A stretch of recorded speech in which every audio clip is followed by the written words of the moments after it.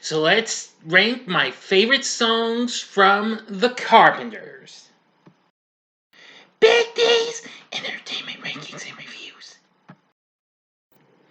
So greetings, my fellow YouTubers, and happy Valentine's Day.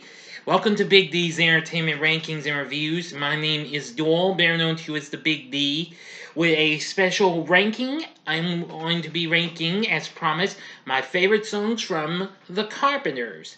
After my reaction video to their music and what have you, which has now reached 274 views since it's now been a month since I put that vid up, I'm going to say I've gotten into more of this. It took me a little bit, but I've decided to do 15 songs of theirs, so that sounds pretty good, don't you think? Yeah, I mean, well, I heard them mostly at Christmas time, but I never got to hear much of their other stuff and what have you. But anyway, after getting their Icon CD, which I'll show you again if you didn't see my pickups vid or my reaction vid, this might have been an El Cheapo CD for $5 at Walmart. Of course, this is Icon CD. It only had 11 songs of theirs, but, well, I actually got to enjoy this and what have you. But I had to go to YouTube and hear more of their songs. Now then, before I go into this ranking, I will tell you that I really liked the performances of these great songs that were done by Karen Carpenter and her brother Richard. They were just so amazing. They put out so many big hits. Most of them were pretty big on the easy listening chart, better known to us as the adult contemporary chart. Now then, before I go into this ranking, let me give some honorable mentions to songs that didn't make it. Goodbye to Love, Solitaire, This Masquerade, It's Going to Take Some Time, and There's a Kind of Hush. So, if you're ready, let's do this. And here we go. Number 15 is Hurting Each Other. Released as the second single from their fourth album, I believe that's their fourth album, A Song for You, in 1972. I will say that I listened to this song for the first time ever, and it was a pretty good tune and what have you. The song was written by Gary Gill and Peter Udell, and I've got to say, it was just so incredible and what have you. The song would easily become a number one for them on the easy listening chart. Unfortunately, this was among one of their many songs to be an almost number one. The song, by almost number one, reaching number two, as it lost to Harry Nilsson's popular hit Without You. Now, the song was originally recorded by Jimmy Clanton in 1965.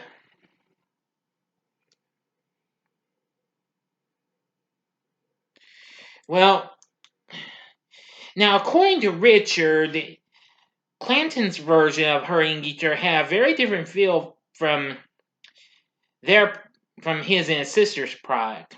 However, there are definite similarities in the vocal refrain. But however, Clanton's version, well, didn't make it. However, later on, Chad Allen and the Expressions, later known as the Guess Who, recorded that song the same year, and it became a hit in Canada.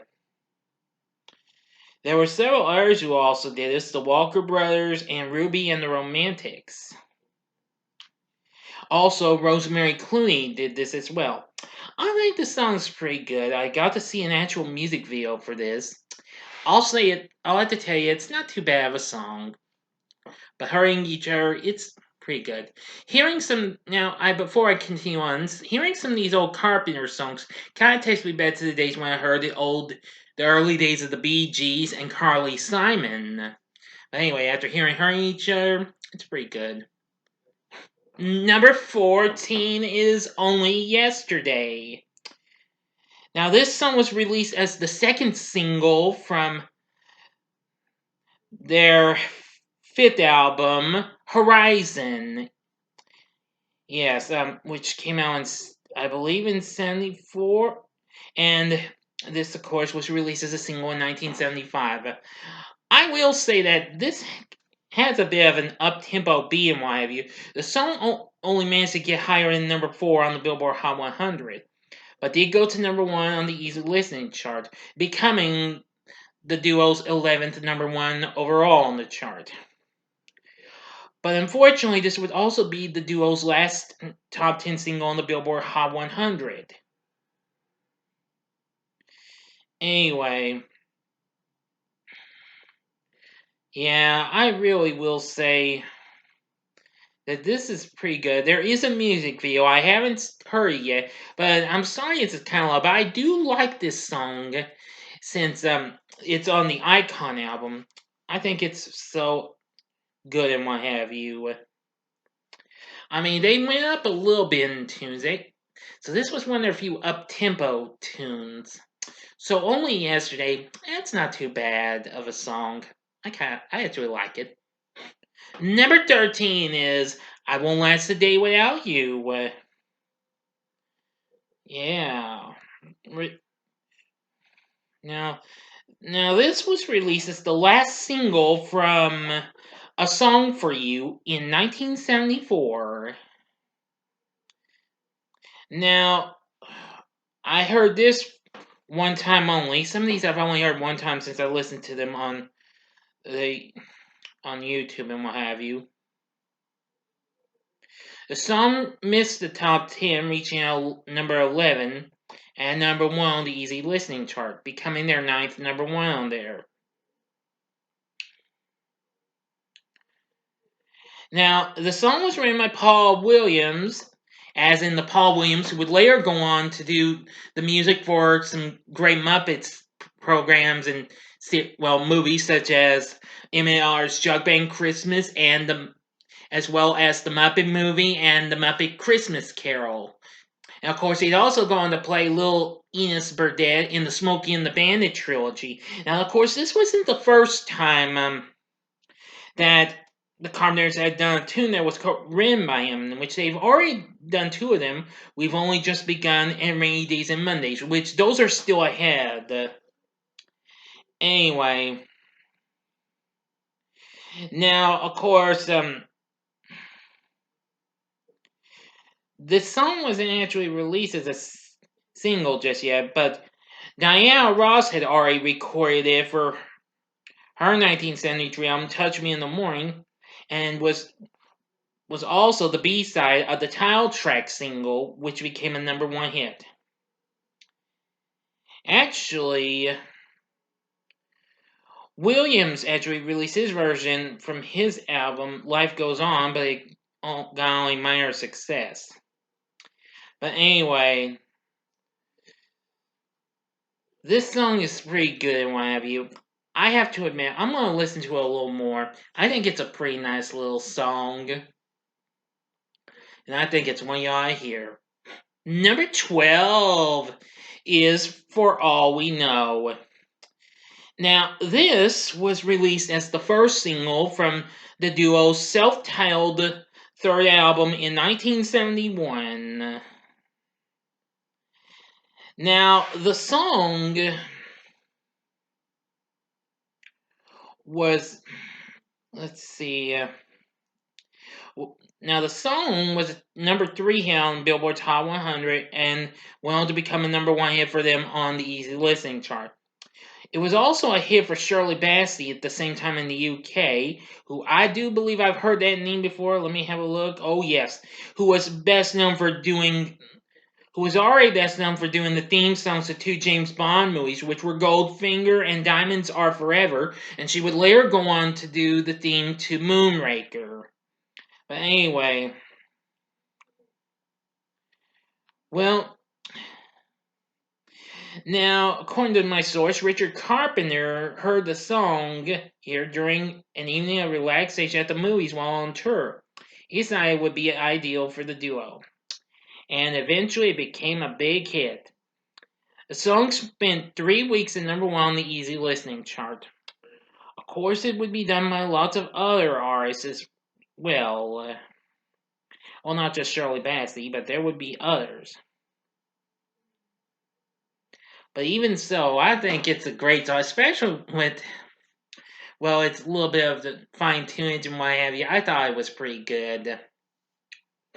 Number 11 is Sang. Released as the first single from the duo's fifth album, Now and Then, in 1973. Now, this song, which although was originally featured on PBS's hit series Sesame Street, as it was written by Joe Raposo, of course, this was, of course, one of Sesame Street's signature songs. But it gained popularity when the Carpenters made it a number 3 hit on the Billboard Hot 100, and like before, it became a number 1 for them on the Easy Listening chart. Barbra Streisand would later release a song, but however, it didn't quite do that well. It made the top 30 on the Easy Listening chart and barely made it through on the Hot 100. There have been many other versions as well. To be honest, I can't remember the song from Sesame Street, but I think I might have seen it, but bear with me. But this has been a long time. I do believe that Sing is just so amazing and what have you, and I think it's a nice little song. I think it's just perfect. I'll have to try and listen to a Sesame Street version of this, though. Now for the top 10. Number 10 is Please Mr. Postman. Now, this song was released as the first single from the duo's next album, Horizon. Of course, I've already mentioned Only Yesterday. Anyway, this, of course, is a cover of an old classic that dated back to a long time, back in the 60s, yes. Was originally the debut single by the group known as the Marvelettes. Of course, it was notable as the first song from Motown to reach the number 1 position on the Billboard Hot 100. It has been covered several times, including the Beatles, and then the Carpenters, where it hit number 1 in 1975. I've heard it, and it's pretty good. The song, unfortunately, was the duo's third and final number 1 hit on the Billboard Hot 100, as a matter of fact, but the song also went to number 1 on the Easy Listening chart as well. The song This Masquerade, which was an honorable mention, was released as a B-side to the single, and that song's pretty good too, as a matter of fact. But anyway, Please Mr. Postman, I think it's pretty good. Number 9 is Touch Me When We're Dancing. Originally released as the second single from, let me see now, bear with me everyone, I'm trying to remember this here.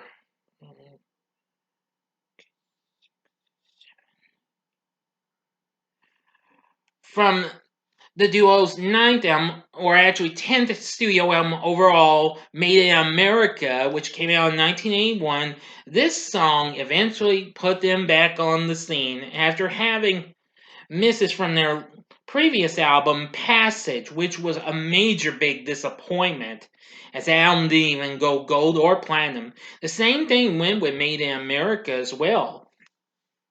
Now, of course, the song was pretty big even before the Carpenters did that. However, years later, it would later be covered by the country group Alabama for their album The Touch in 1986.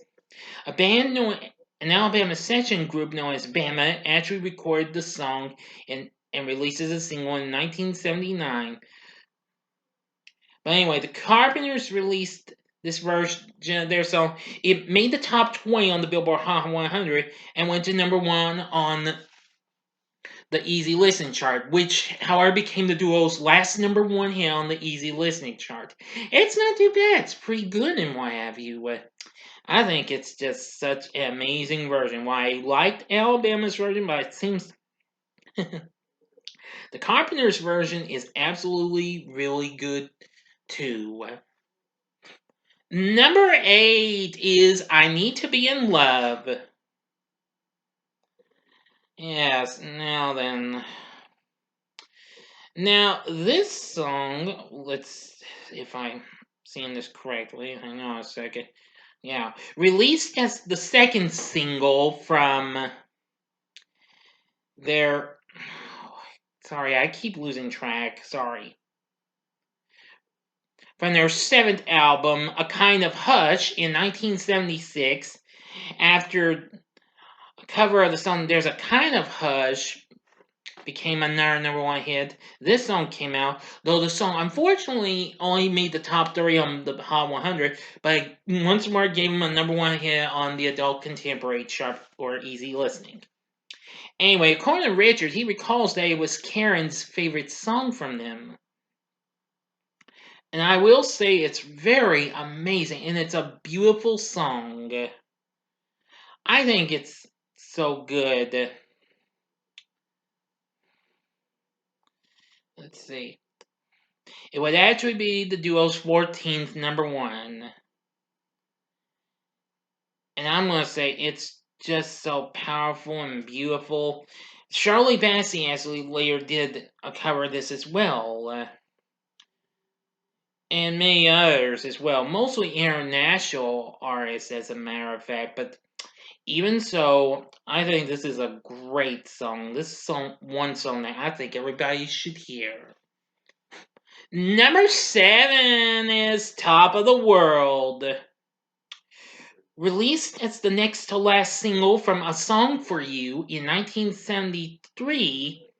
Now, this song wasn't really intended to be a single. But however, after country singer Lynn Anderson's version became an almost number one hit for her, the duo had reconsidered. And I will say that this song is really good. Now, let's see. Now, Karen re-recorded the song for the act's first compilation as she was not quite satisfied with the original. It would later go on to become a big hit in Japan as well, and would later be featured in movies such as Shrek Forever After and even Dark Shadows. But anyway, I think this song's pretty good. The song went on to become the duo's second number one on the Billboard Hot 100. Unfortunately, the song missed the top of the easy listening chart as it was held up by an actual country hit, and that was The Most Beautiful Girl by the Silver Fox himself, Charlie Rich. Oh well, the Carpenters still achieved more success even after that. Number 6 is Merry Christmas, Darling. Originally released as a single in 1970, this of course was originally done by them. Of course, music was done by Richard and lyrics done by Frank Pooler. This song is easily a great holiday tune and what have you. Yeah, I'm just gonna say this was such a great original Christmas song, and I mostly do get to hear it on the Delilah show on the radio during the holiday season. I did hear it one time on an actual radio station outside, well, of the station I hear Delilah on, but I only listen to her during the holiday season, so don't hate me for that. But anyway, this song's so amazing. I really do love it. The song would later get re-released as a B-side on in 1974 as the B-side to the original mellowed out version of Santa Claus is Coming to Town, and then again in 77 before even got put on their first Christmas album, Christmas Portrait, in 1978, which the song later got remixed.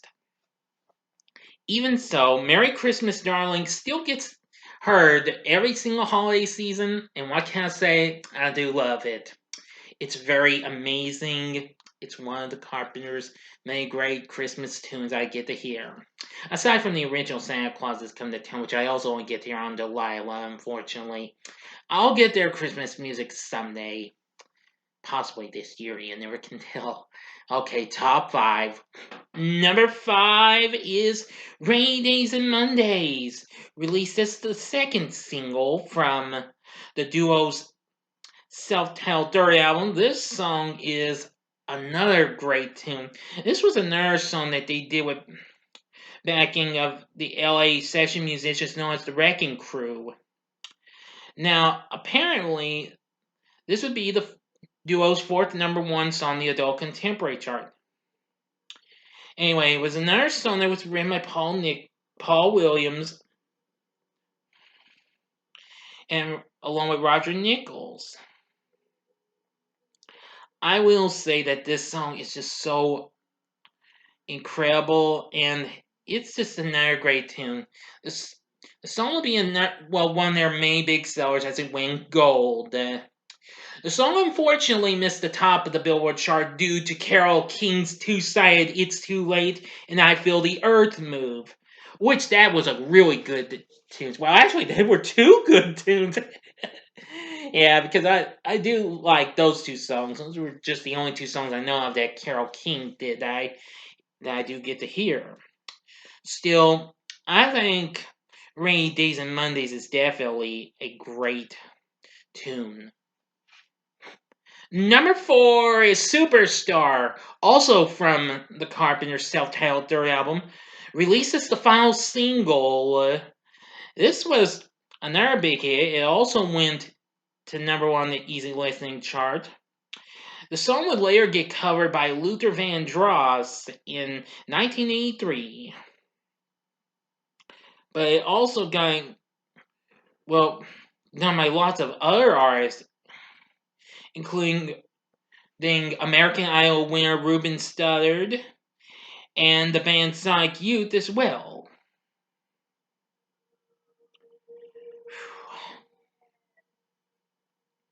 But anyway,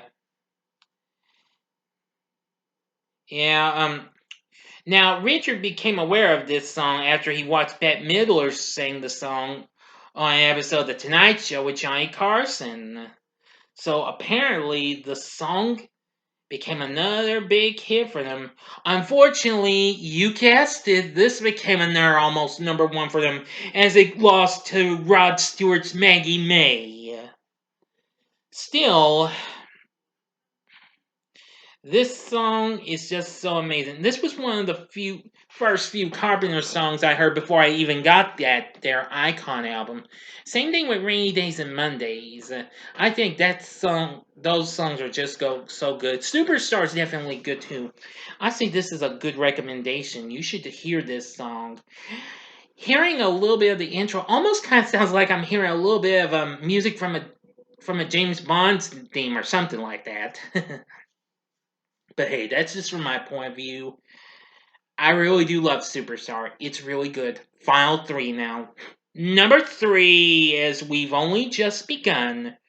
Released as the second single from the duo's second album, Close to You, which we'll see where the title track winds up. That's still ahead. This song, of course, was written by Paul Williams, while Roger Nichols wrote the music for this. This song I thought was so amazing. Now, the song was originally recorded by Smokey Roberts, a friend of Mr. Nichols, singing under the name Freddie Allen. Now, it debuted in a wedding-themed television commercial for Crocker National Bank in California in the winter of 1970 with Mr. Williams on vocals. And I gotta say, this was really something. I've never actually encountered the commercial on YouTube, but if it's there, I'll look into it. Anyway, Richard saw the commercial and guessed correctly that Williams was the vocalist, because both him and the Carpenters were under contract at A&M Records. Anyway, Carpenter had ran to Williams on the record company's lot and asked where a full-length version was available. The TV commercial only had 2 verses and no bridge, but he stated that there was a bridge and an additional verse, forming a complete song, which they then delivered. Well, anyway, the song eventually became a big hit for them. It became a big hit on the easy listening chart as it stayed on top for almost 2 months, lasting 7 straight weeks, being out close to you, which I'll explain later. The song, unfortunately, yeah, boy, you're right. It became another almost number one for them, their first almost number one, losing to the Jackson Five's "I'll Be There," and then later on by the Partridge Family's "I Think I Love You." I'm kind of thinking that this song might be big at Wings or something like that. Now, the Carpenters did do a song that I believe was a Wang song. This could be a Wang song too. And besides, even though I'm not married, but hey, a guy can dream.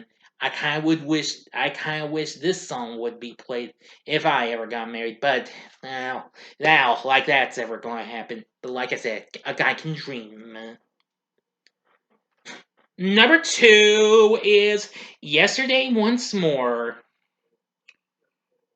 Released as the next to last single from Now and Then, this song I was blown by. This was the opening tune to the Icon album. And what can I say with its great chorus and why have you? It was so good. The song was written by Richard and John Bettis.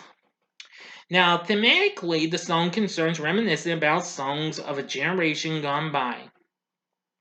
Now, on the um, excuse me, on the Now and Then album, it's a lead-in to a long medley of songs, which I haven't taken the time to listen to, but still, it could be worth listening to. 8 songs from the 1960s, and I think that's pretty cool. Like I said, I'll listen to it though, but this song is just so incredible. It became another number one hit on the easy listen chart, but well, you're right. It was another almost number one for them on the Billboard Hot 100, as it was held up by Jim Croce's "Bad Bad Leroy Brown," which that's a good song. But even so, Yesterday Once More is just so amazing. I love this song. It kind of takes me back to the good old days, not just for listening to music, but the days when I was around all my best friends, or should I say, my Juliets, of course, because I was a high school Romeo back in the day. Still, this song kind of makes me think of them, but also about the good music. Even though I was mostly a mixed bag of music, because I liked listening to all kinds in high school, like country and pop and R&B and hip hop and well, rock and roll.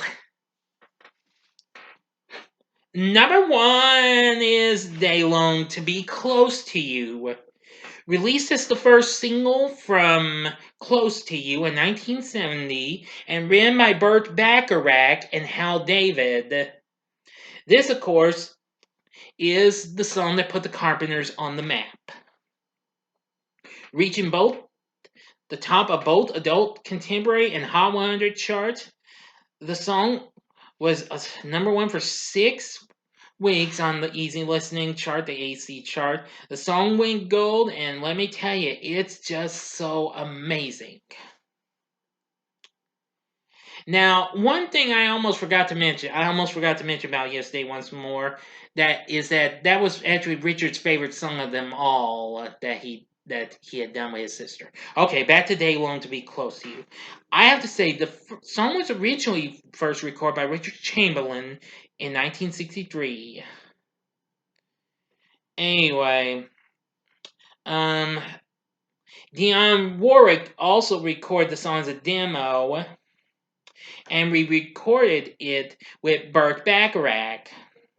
Dusty Springfield recorded the song, but soon the Carpenters came out with this with the help of the Wrecking Crew.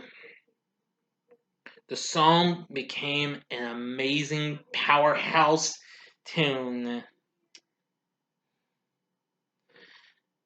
Let's see. Yeah, I especially like Chuck Finley's trumpet playing this. They originally wanted Herb Alpert, who of course was also big on A&M at the time, but he was unavailable at the time. So Richard brought Finley on board. Well, according to Richard, he said he didn't play it that way at first, but he worked with him and he nailed it. A lot of people thought it was Mr. Albert, and Mr. Bacharach thought so too, but it's the way Finley is playing it, and I must admit it was really good. Anyway, the song would go on to win the Grammy for Best Contemporary Performance by Duo, Group, or Chorus the following year. It became the first of 3 Grammy wins that the duo had gotten. I will say They Long to Be Close to You is just so amazing, and this kind of also makes me, well, remember some of, well, remember my Juliets and what have you. I mean, they all love me, and I feel like they've become close to me as well because, well, one of them ain't, well, I know one of them did because she wrote to me and said that she was glad she got to become close to me, and it was her last year in high school, and unfortunately, she unfortunately died in a car accident a few years back. I miss her though, but now listening to the song takes me back to those days. Will always remind me of her.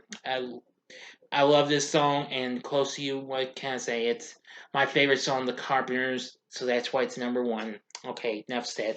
So, that's my ranking. What did you think of this ranking? What's your favorite Carpenters song? Please tell me in the comment section below. Do you like any of these songs? You can leave me a comment on what your favorite from this rank is in the comment section below too. If you liked the video, click the like button below, subscribe to my channel as well, and be a part of the Big D Nation. Alright, join me next time when I bring to you a review of a guilty pleasure of mine, 3 a Tango. Thanks for watching, and if you like this, you may want to check out some of these other videos I had done. In the upper left-hand corner is the video I talked about, which is already at 274 views, the Carpenters' reaction to them and their music. Or if you want some more music, go to the upper right-hand corner from my recent Saturday morning TV log of Gem and the Holograms. Or go to the bottom left-hand corner and see my review of The Fault in Our Stars. And the bottom right-hand corner is the button you can click to subscribe. If you like rankings and reviews on movies, TV, music, video games, etc., then I'm your guy. Thanks for watching. Until next time, I'm the Big D saying, see ya.